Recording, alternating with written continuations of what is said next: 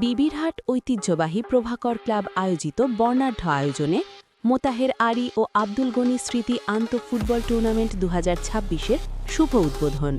চট্টগ্রামের ঐতিহ্যবাহী বিবিরহাট প্রভাকর ক্লাবের উদ্যোগে ২ জানুয়ারি ২০২৬ শুক্রবার বিকাল ৪টায় অত্যন্ত উৎসবমুখর পরিবেশে মরহুম মোতাহের আলী ও আব্দুল গনি স্মৃতি অলিম্পিক বার ফুটবল টুর্নামেন্টের শুভ উদ্বোধন করা হয়েছে।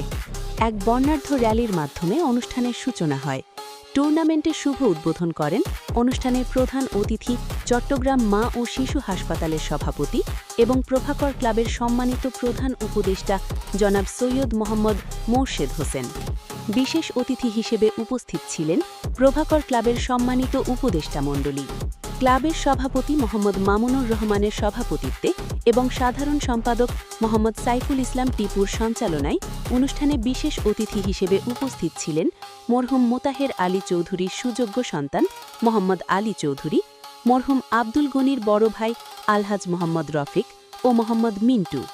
অনুষ্ঠানে টুর্নামেন্টের বিচারক হিসেবে দায়িত্ব পালন করছেন ক্লাবের সাবেক সাধারণ সম্পাদক মোহাম্মদ মাহফুজুর রহমান ও সাংগঠনিক সম্পাদক মোহাম্মদ হান্নান আমিন।